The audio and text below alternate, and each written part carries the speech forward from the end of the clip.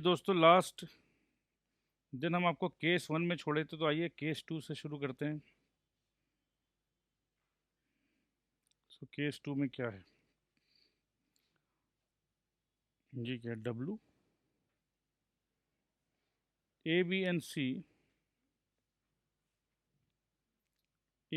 C are partners sharing profits and losses in the ratio of 1:3, 1:6 and 1:3 and 1:6। अच्छा, तो 4 partner है भाई। B retires क्या and WA and C decide to share future profits and losses equally. कुछ error लग रहा है मेरे को, क्योंकि यहाँ सम में दिया B retires and WA and C decide to share future profits and losses equally। तो मेरे ख्याल से ये होगा WA and C new shares 1/3 1/3 1/3। तो ये गलत है दोस्त। ओल्ड शेयर्स W का 1/3 था, A का 1/6 था और C का 1/6 था। ठीक है, so difference being the gain. Simple है दोस्त, तो ये 1/3 to 1/3 ही रह गया, ये 1/3 to 1/6 हो गया, राइट। सो 1/3 माइनस 1/6 अगर करते हैं तो basically this is called 2/6 minus 1/6। ठीक है, सो ये नया शेयर है, ये पुराना शेयर है, तो गेन हो गया 1/6 का।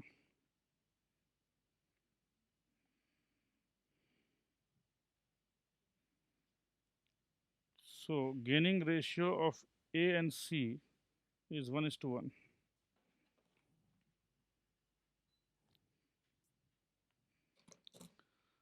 तो ये केस भी सॉल्व हो गया दोस्त। केस नंबर 3 में आ जाइए। केस नंबर 3 में आ गए हम लोग।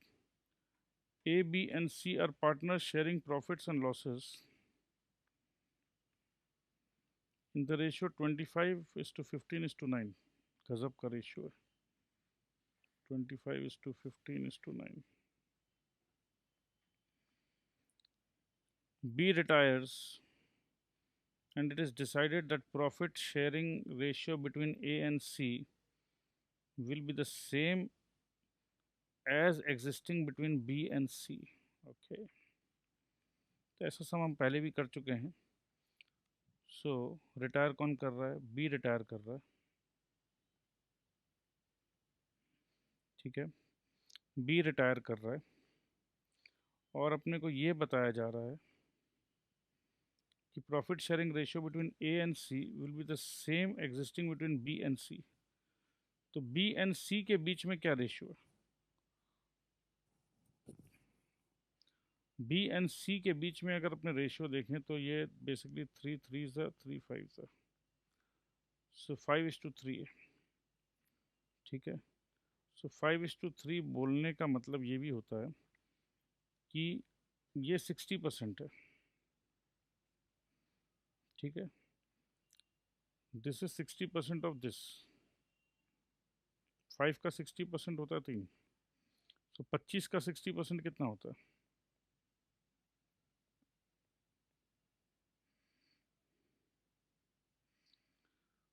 25 का 60% होगा कितना? 15।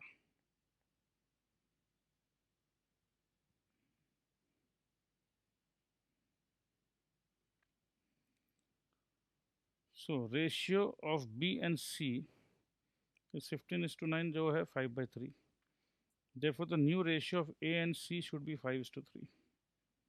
ठीक है, सो देखा जाए तो इतना करने का दरकार ही नहीं है, क्योंकि सीधा सीधी नया रेशियो तो यही रहना है। ओल्ड रेशियो जो भी था 25:15 था। सो मैं तो ये भी कह सकता हूँ क्योंकि अगर ये 25 का 60% 15 होता है, देखो डिग करने से क्या फ़ायदा मिलता है। So this is already in the same sequence. 25:15 का मतलब यही होता है 5:3। So it is all the same.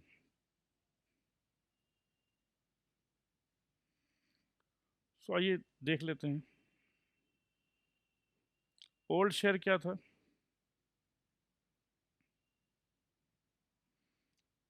25/49 and 9/49। नया शेयर ये है। सो गेन दोनों भाई लोग ने इतना गेन किया है, ठीक है।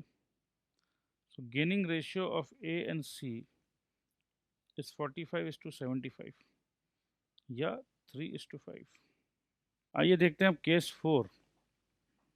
केस 4 थोड़ा सा ट्रिकी है।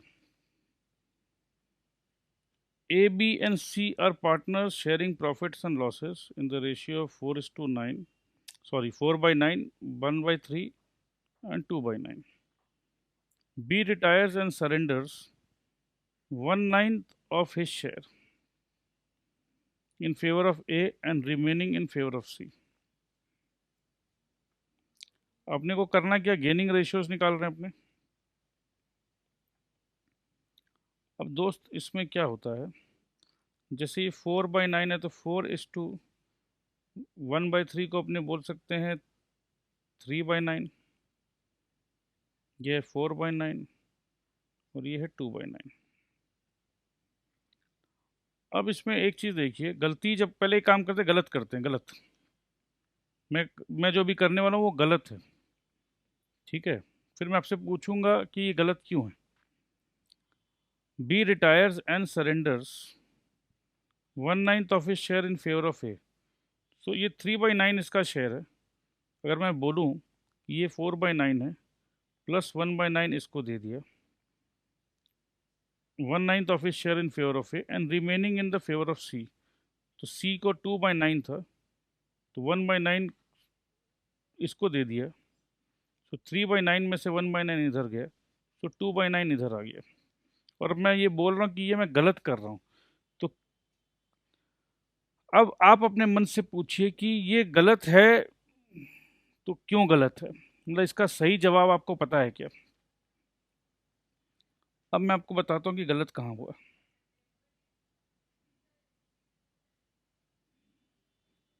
इसका शेयर 1/3 या 3/9, कुछ भी बोल लो, एक ही बात है। यहाँ लिखा हुआ ये है कि B surrenders 1/9 of his share. ये इंपॉर्टेंट है, 1/9 of his share. 1/9 share and 1/9 of his share. बस ये लैंग्वेज में ही पूरा फर्क है। अगर 1/9 शेयर बोलते तो ये 3/9 में से 1/9 इधर दे देता और 2/9 इधर दे देता। बट यहाँ बोला गया 1/9 of his share, 1/9 of his share. Please ध्यान दीजिएगा ये सब बातों पे, इसी के कारण बच्चे को नंबर नहीं मिलता। सो भाई साहब का शेयर कितना है? भाई साहब का शेयर है 1/3। उसमें से बोलते हैं कि 1/9 हम देंगे, किसको देंगे, हम ए को देंगे। तो ए को मिलता है जी 1/27, ठीक है। और 1/3 में से 8/9 मिलेगा 8/27। So gaining ratio 1/27 is to 8/27। So gaining ratio is 1:8। वैसे भी समझ जाना चाहिए कि 1/9 ऑफ हिज शेयर, अगर किसी को 9 बिस्किट है उसके पास, 1 2 3 4 5 6 7 8 9, उसका हिस्सा 9 है ऑफ हिज शेयर। 1/3 जो उसका टोटल शेयर है, लेट्स से कि टोटल शेयर में उसके पास 9 बिस्किट आती है, तो बोला एक 1/9 मैं दूंगा ए को, तो बाकी ये सब किसको मिलने वाला है? सी को। तो वैसे ही देखा जाए तो रेशियो एकदम इजी हो गया, 1:8। लाल वाला ए को, ग्रीन वाला सी को। तो बहुत इजी है। हाँ, इसमें इंस्टीट्यूट के मटेरियल में एक गलती है दोस्त, ये मैं आपको बता दे रहा हूँ। ये जो लिखा हुआ है देयर न्यू शेयर्स, ये गलत है, देयर ओल्ड शेयर्स होगा ये। तो बच्चे कंफ्यूज होने का पूरा चांसेस रहता है, क्योंकि ये ओल्ड शेयर था इनका, 4/9 एंड 2/9। ठीक है, क्योंकि बी का था 3/9। ये कभी भी इतना कॉन्फिडेंटली कैसे बोल पा रहे हैं हम? क्योंकि कभी भी न्यू शेयर अगर होता तो न्यू शेयर का दोनों का टोटल मिला के 1 होना चाहिए। 1 मतलब कैसे? 9/9। तो यहाँ तो 4/9 प्लस 2/9 इज इक्वल टू 6/9। तो ये हो ही नहीं सकता। इतना कॉन्फिडेंस आपको अपने कॉन्सेप्ट पे रखना होगा।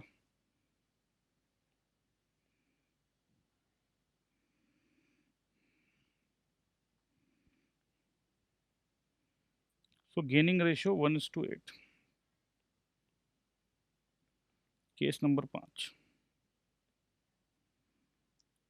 ए B and C are partners sharing profits and losses in the ratio of 1/2, 3/10 and 1/5।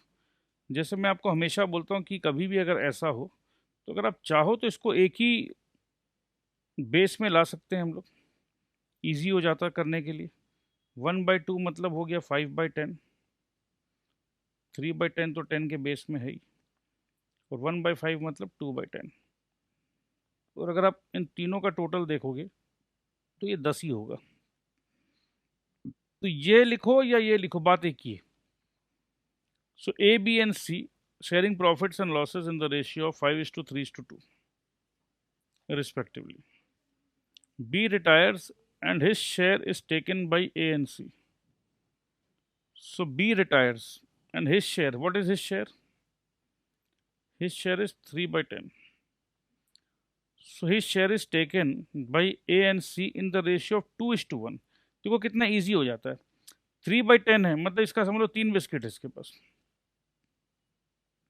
ठीक है, अब 3 बिस्किट अगर है और ये ए एंड सी में बढ़ जाता है 2:1 में, तो ये इजी हो जाता है। मतलब ये हो जाएगा 7/10 और ये हो जाएगा 3/10।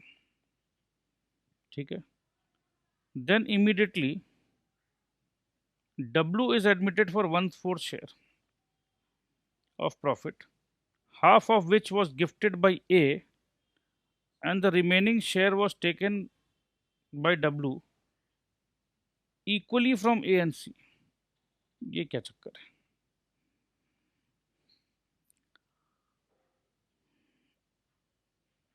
समझते हैं। थोड़ा सा स्पेस का कमी हो जा रहा है।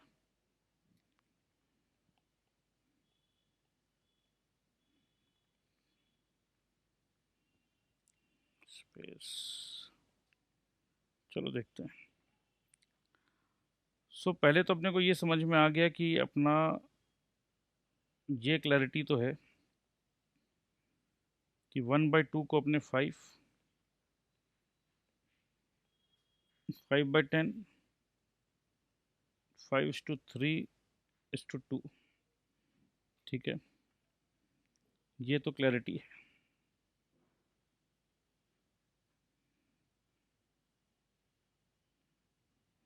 B retires and his share is taken by A and C in the ratio 2:1। सो ये भी एकदम क्लियर है, 2:1 अगर जाएगा तो ये 7 और ये 3, यहाँ तक एकदम clear. Then immediately W is admitted for 1/4 share of profit। ठीक है, 1/4 share, half of which was gifted by A, gifted by A. ठीक है, अगर गिफ्ट दो या जो भी दो, तो 1/4 शेयर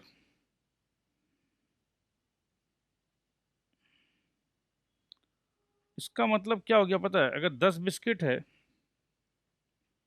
दोनों के पास, तो 2.5 बिस्किट इसको देंगे।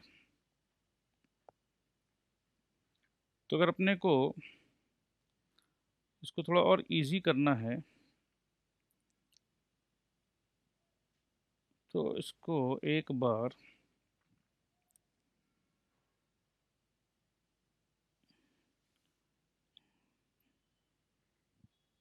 लेट्स से 14:6 किया हमने, ठीक है। सो 20 बिस्किट का मामला है और 5 इसको देना है, तो फिर यहाँ 2.5, टोटल 5 देना है, टोटल 5, ठीक है। Then immediately W was admitted for 1/4 share of profit.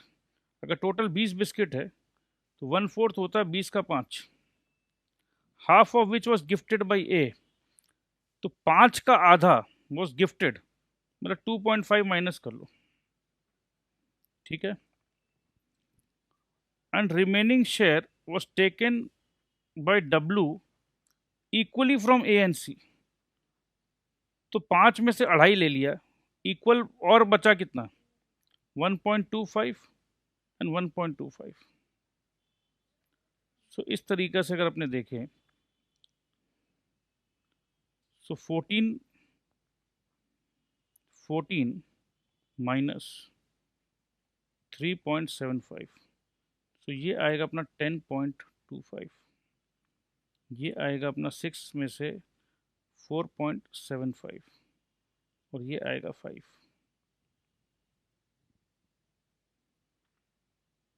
अब इसको अगर इंटू 4 कर दें हम लोग, तो ये हो गया 41,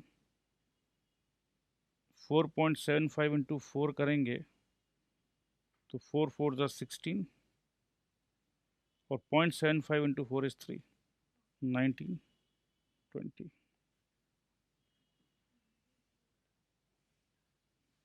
सो यही आंसर यहाँ पर भी है। सो अगर अपने घबराए नहीं तो एकदम थियोरेटिकली, मेंटली, मेंटल मैथ्स के जैसे, जैसे क्लास 6-7 में मेंटल मैथ्स करते थे, हमने ये पूरा मेंटल मैथ्स की तरह ही काम किया है।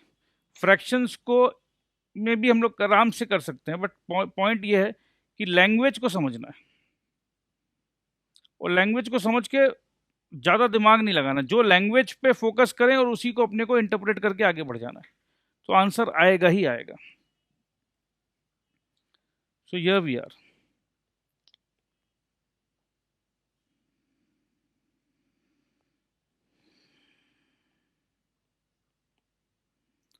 तो चलो ये भी हो गया, आगे बढ़ने का समय आ गया दोस्त।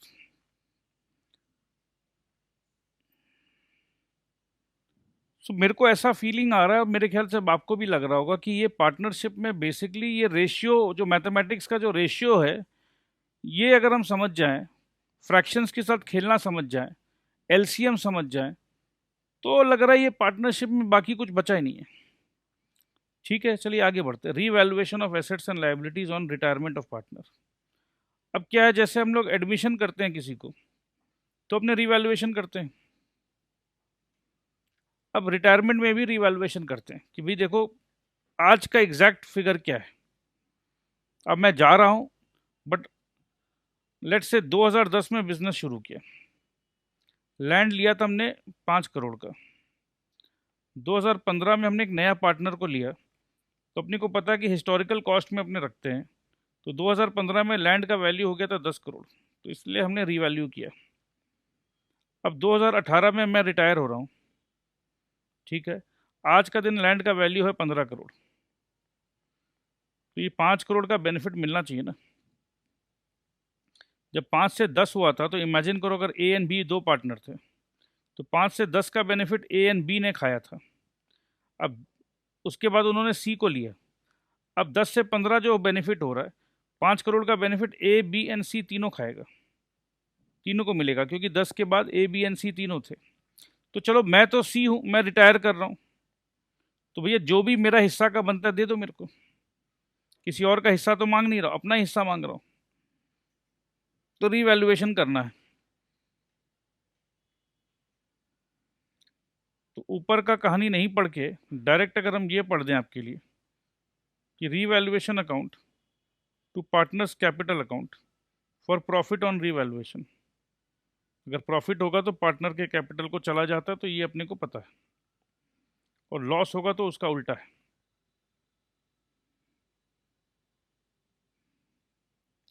Now see how to deal with a situation where revalued figures will not appear in the balance sheet.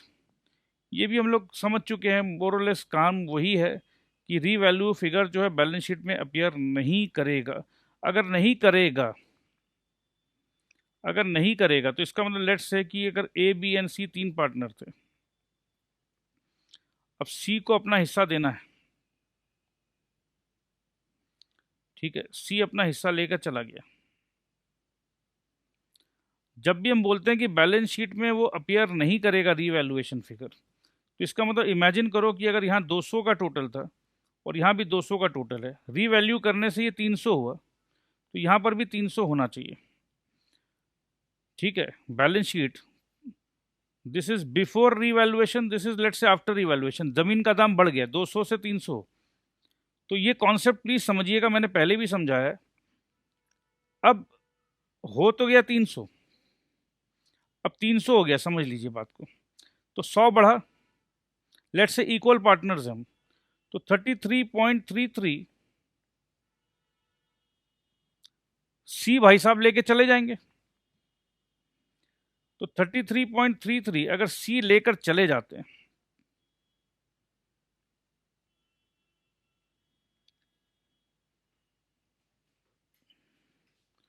तो इस, और ये अपने को बैलेंस शीट में 200 ही रखना है, मुद्दा समझिएगा। 33.33 निकल जा रहा है, बैलेंस शीट में इसका वैल्यू 200 ही रखना है, तो कैसे होगा?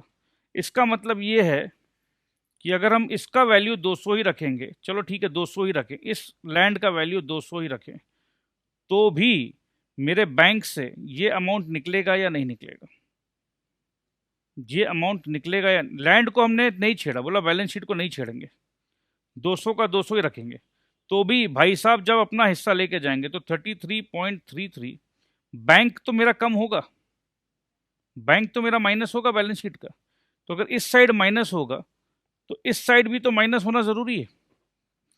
तो अब ये तो अपने डिसाइड कर लें कि बैलेंस शीट में चेंज नहीं करेंगे हम लोग, ठीक है, नहीं करेंगे। चेंज क्या नहीं करेंगे? जो भी रीवैल्यू किया हमने उसको चेंज नहीं करेंगे। अब बैंक से जब पैसा निकल रहा है तो इसमें चेंज करना नहीं करने का क्या बात है?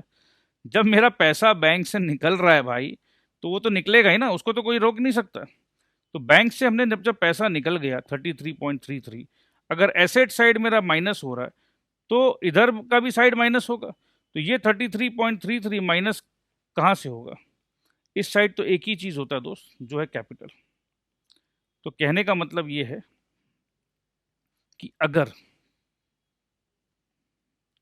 हम बैलेंस शीट में चेंज को नहीं इनकॉर्पोरेट करना चाहते हैं, तो इसका जो झटका है, जो हिट है, 33.33 का जो हिट है, ये अब्जॉर्ब करेंगे एग्जिस्टिंग पार्टनर्स। ठीक है, सो आई होप कि दिस इज क्लियर। सो जिस हिसाब से जो गेनिंग रेशियो में अब्जॉर्ब करेंगे, कौन कितना गेन कर रहा है, तो उसी हिसाब से वो अब्जॉर्ब करेगा। So I hope this is absolutely clear. ठीक है, अपने को क्या बोल रहे हैं?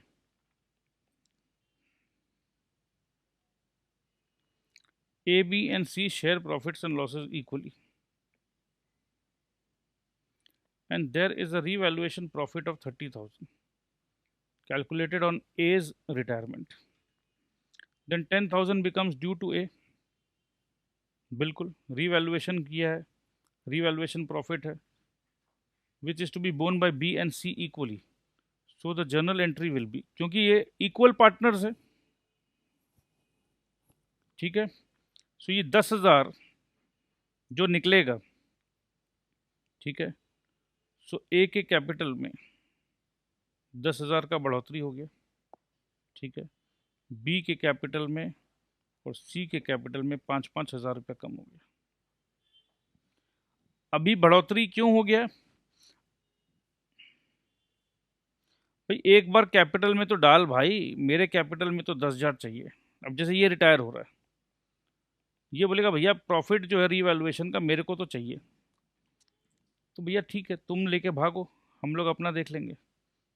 तो अभी तो इसके कैपिटल को क्रेडिट किया है, और जब ये बैंक से पैसा निकल जाएगा तो ये ए का कैपिटल बैलेंस शीट से गायब हो जाएगा, गायब, 10,000 गायब, और उधर से बैंक 10,000 गायब, तो बस हो गया बैलेंस।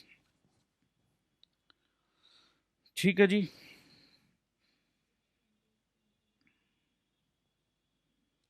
ऑल्टरनेटिवली, इसमें भी ऑल्टरनेटिव है, alternatively it is possible to account for the increase in the value of assets or decrease in the value of liabilities by debiting the appropriate asset account or liability account and crediting partners capital account at the existing profit sharing ratio.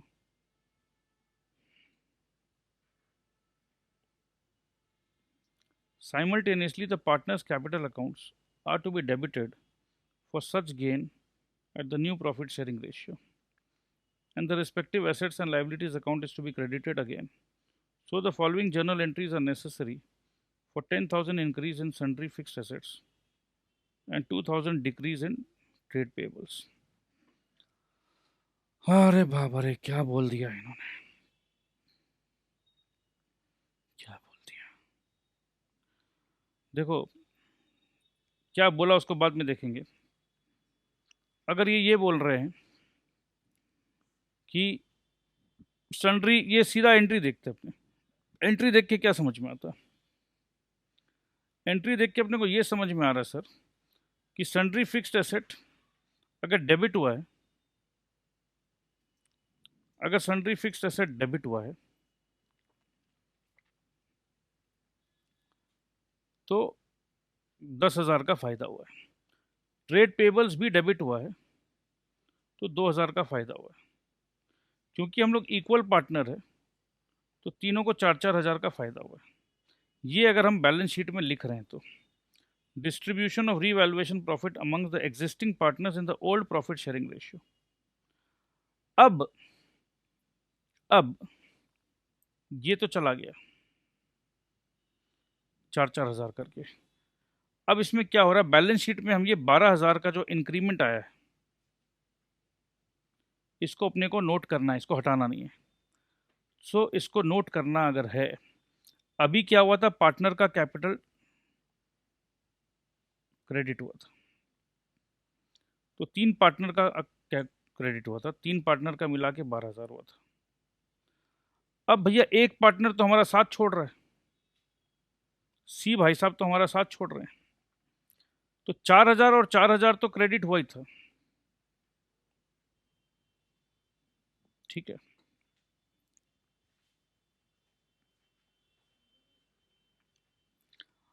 अब करना क्या है, अगर हमको नहीं लिखना है, अगर हमको बैलेंस शीट में नहीं लिखना है, ध्यान दीजिएगा,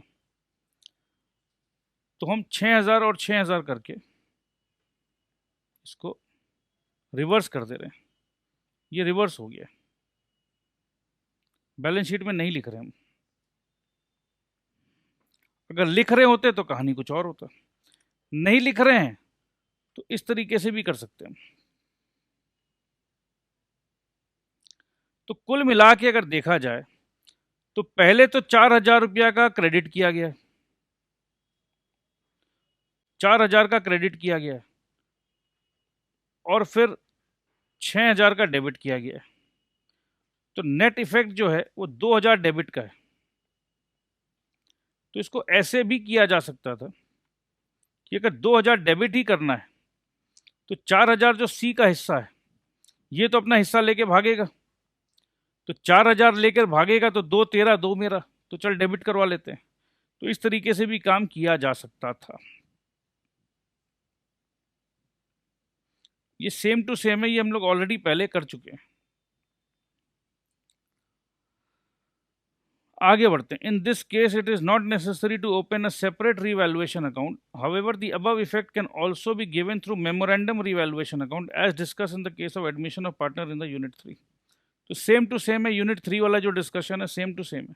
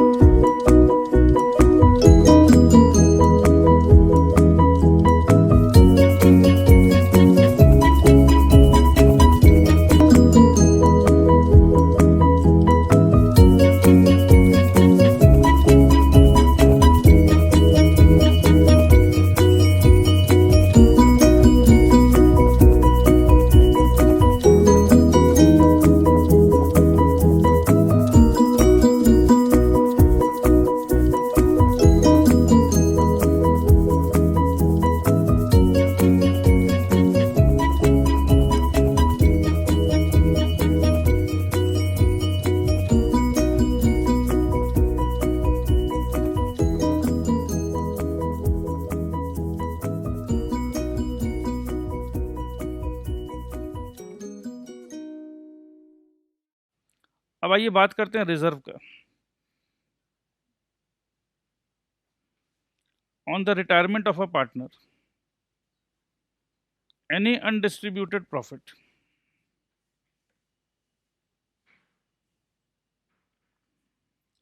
or reserve standing at the balance sheet is to be credited to the partner's capital accounts in the old profit sharing ratio।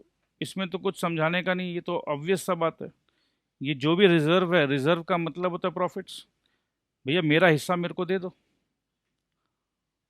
ठीक है। क्या बोल रहे हैं? On the retirement of the partner undistributed profit और reserve standing in the balance sheet is to be credited to the partners capital account in the old profit sharing ratio. Alternatively, only the retiring partner's share may be transferred to his capital account if the others continue at the same profit sharing ratio। अगर same है तो कोई दिक्कत ही नहीं, same नहीं है तो दिक्कत है। एग्जाम्पल देख लीजिए, एकदम क्लियर हो जाएगा। A, B and C were in partnership sharing profits and losses in the ratio of 5:3:2। A retired and B and C agreed to share profits and losses in the ratio of 3:2। Reserve balance was 10,000। In this case, either of the following journal entries can be passed। देखो काम क्या करना है, पहले ये देखो, ये सब जो भी है ना, ये सब आपको हो सकता कंफ्यूज कर दे। ये सभी घड़ी होती है जहां हम लोगों को कंफ्यूज नहीं होना है। मैक्सिमम बच्चे पढ़ते पढ़ते ना ये एंट्रीज में अब खो जाते हैं।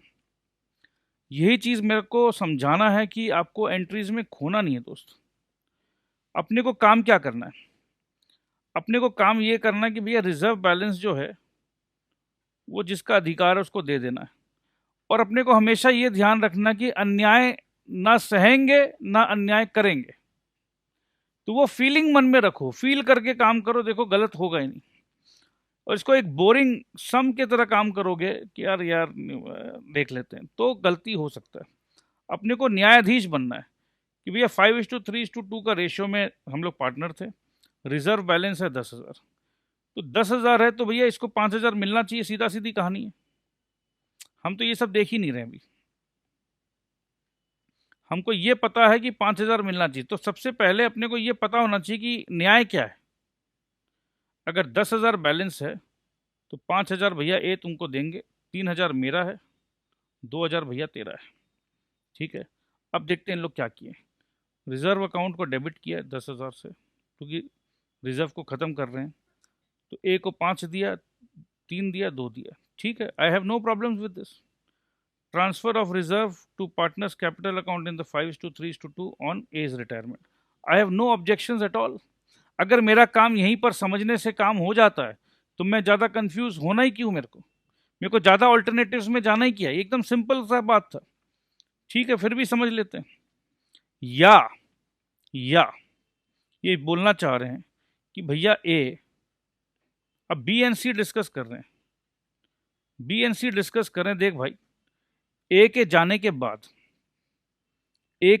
के बाद भी तेरा और मेरा हिस्सा 3:2 ही रहेगा। ध्यान दीजिएगा प्लीज बच्चों, इंपॉर्टेंट बात है, ध्यान दीजिएगा।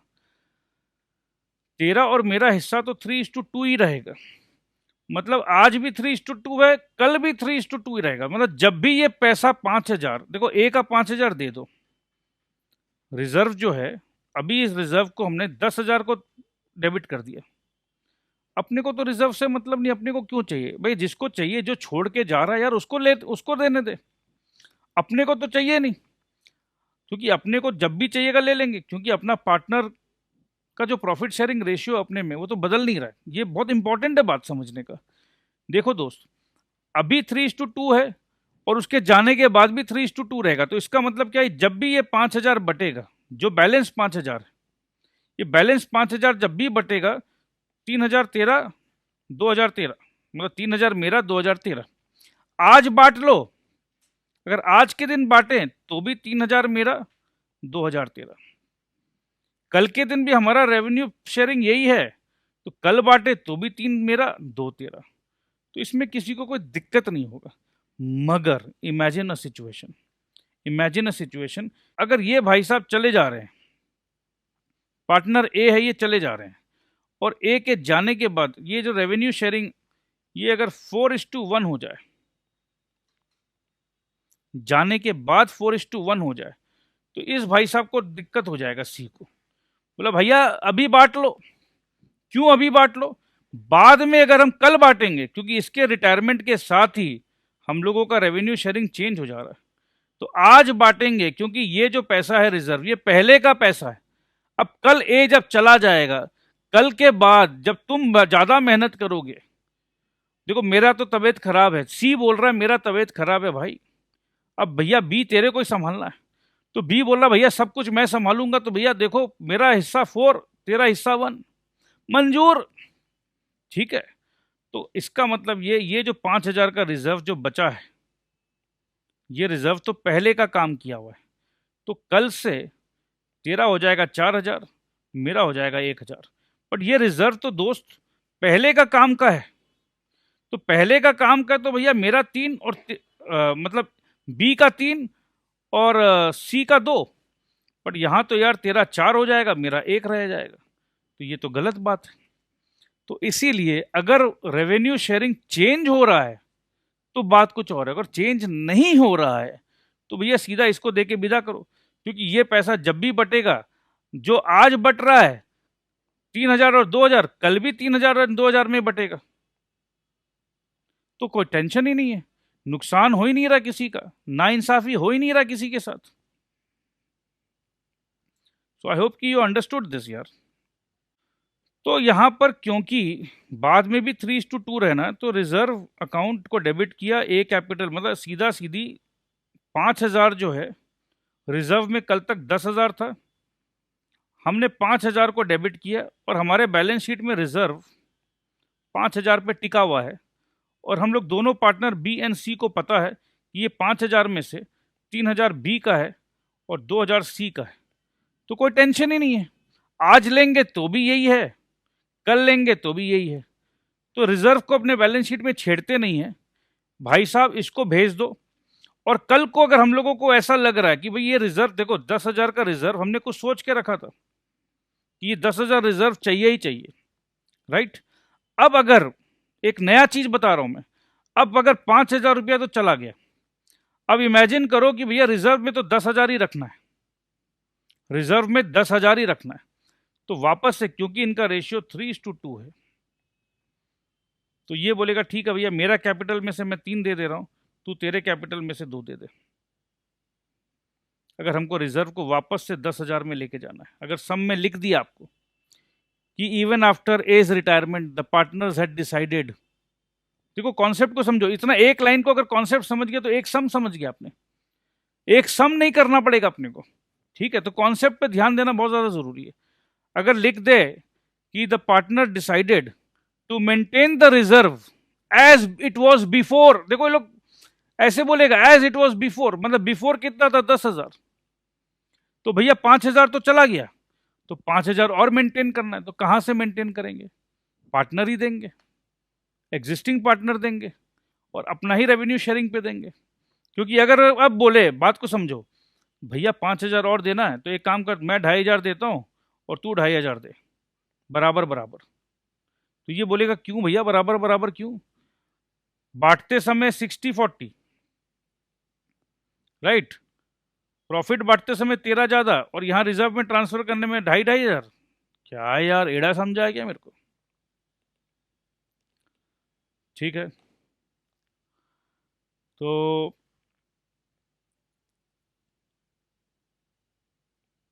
कहानी आगे बढ़ाते हैं। एड़ा वाला एग्जाम्पल शायद गलत हो गया, कोई बात नहीं,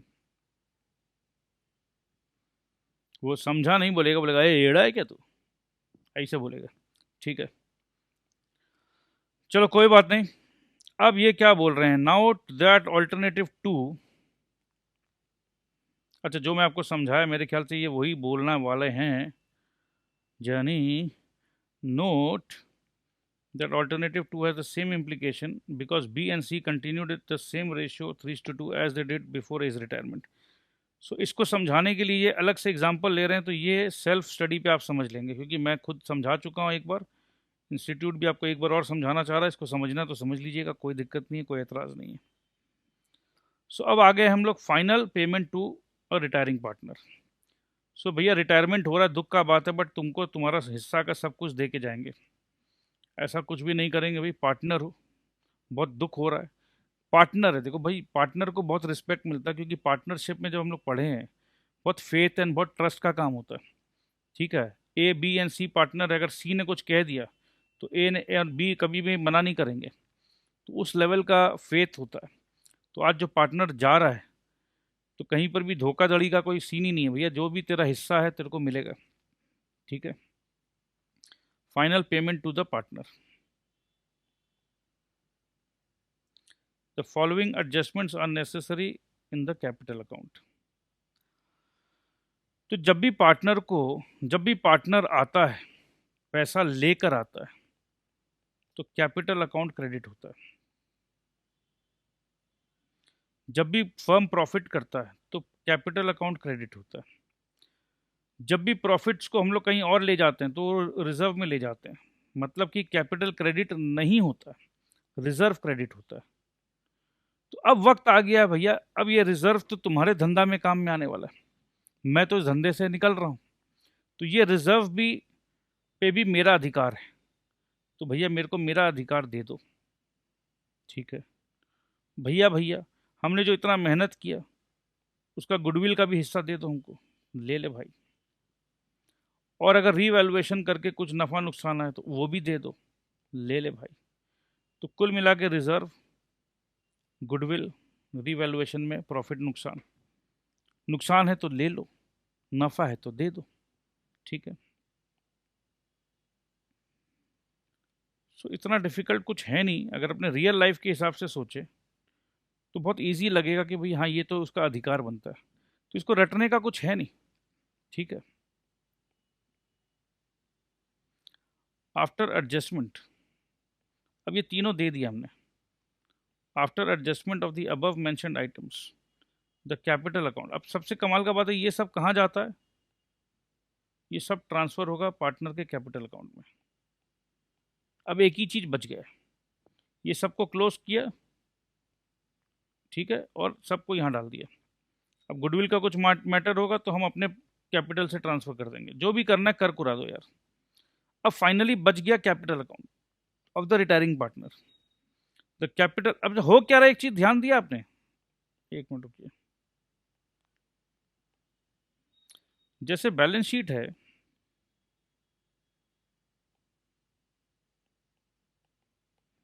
अब इस बैलेंस शीट में रिजर्व है, इसी बैलेंस शीट में कैपिटल है A B and C.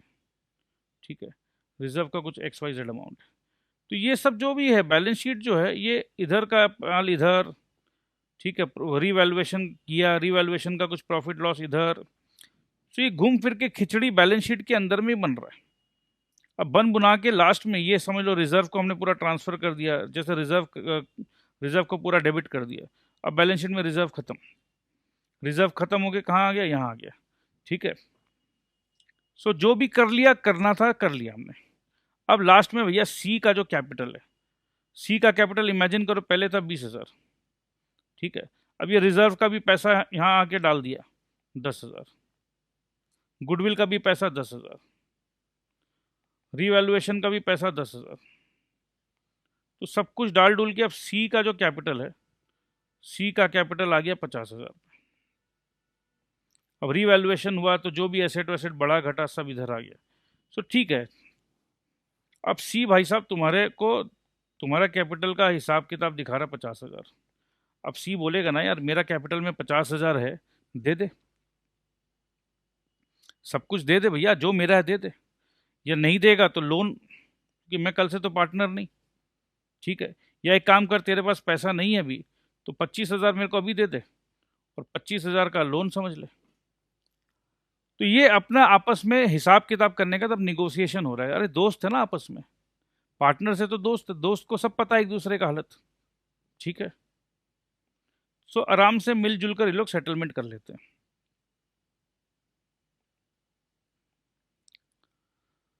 So, after adjustment of the above mentioned items, the capital account balance standing to the credit of the retiring partner represents amount to be paid to him. जैसे अभी just मैंने कहा कि भैया ये अब कुल मिला के 50,000 है, this amount represents the amount to be paid to him, भैया दे दे मेरे को, ये मेरा पैसा है।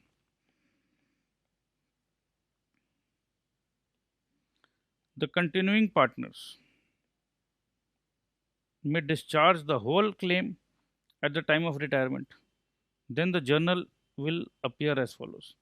रिटायरिंग पार्टनर कैपिटल अकाउंट जो क्रेडिट था उसको ख़त्म करने के लिए डेबिट कर दो भैया, और पैसा तो भैया बैंक से ही जाएगा, तो कितना इजी है, ठीक है। तो बैंक क्रेडिट हो गया। Sometimes the retiring partner agrees to retain some portion of his claim in the partnership as loan, the journal entry will be as follows. अब पार्टनर रिटायर जो कैपिटल है, बात को समझिएगा,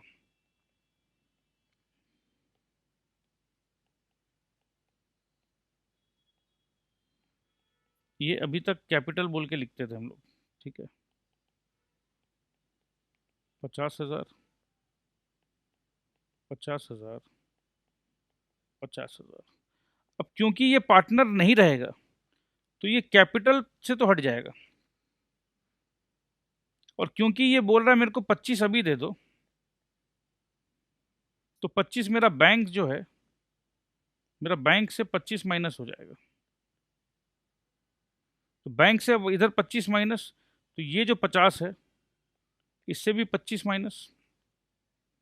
बट क्योंकि ये पार्टनर नहीं रहेगा तो ये इनको अब हम लोग सी कैपिटल तो बोल नहीं सकते, चाहे भले ही इसका 25 रह गया है अभी तक। ध्यान दीजिएगा, ये बोला 50 में से 25 दे दे और 25 लोन, ठीक है जी। तो क्या ये जो लोन है इसको हम लोग क्या बोलेंगे, सी कैपिटल ऑफ सी बोले, कैपिटल ऑफ सी बोले। क्यों बोलेंगे कैपिटल, कैपिटल तो पार्टनर के लिए बोलते हैं। तो कहने का मतलब है ये कैपिटल के यहां से तो हटाना होगा, मतलब कैपिटल, कैपिटल क्या होता है, क्रेडिट होता है। तो कैपिटल सी का कैपिटल को डेबिट करना होगा 50,000 से, मतलब इसका वजूद को हटा देना होगा, इसके वजूद को मिटा देना होगा, कैपिटल के यहां से हट जाएगा। बट सर अभी तो आपने कहा कि भाई सिर्फ 25 लिया है, 25 तो रह गया है, तो 25 तो इसका कैपिटल से ही तो रह गया है सर। दोस्त एक नया नाम आ रहा है लोन, तो इसका कैपिटल का नामो निशान मिटाओ 50, एक नया नामो निशान दो सी लोन अकाउंट, क्रेडिट 25,000, और मेरा बैंक जो निकला है 25,000, बैंक अकाउंट क्रेडिट 25,000। तो इससे क्या हुआ, इस एंट्री से, इस एंट्री से ये हुआ कि हमने इसका जो लोन को जिंदा किया, ये लोन अकाउंट को जिंदा किया, बैंक को हटाया जितना से हटाया, और इस सी का जो कैपिटल है, क्योंकि अब ये no longer is the partner, C capital को हटा दिया। जा, अब तू जब पार्टनर नहीं तो तेरा कैपिटल कहां से दिया, दिया तेरे को सब दिया। नहीं नहीं सब नहीं चाहिए, आधा दे दे, आधा लोन रख ले, ठीक है। तो कैपिटल हट गया, लोन आ गया, तो बैलेंस शीट में अब से लोन का एंट्री रहेगा। तो कल तक जैसे ए बी एंड सी,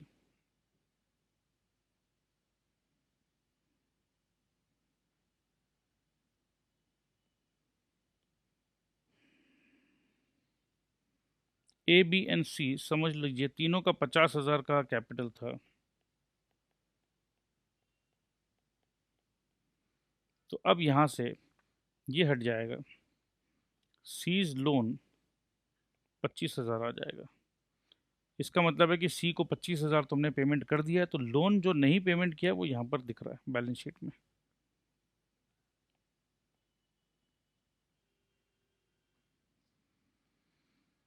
तो यही एंट्री यहां पर भी है दोस्त।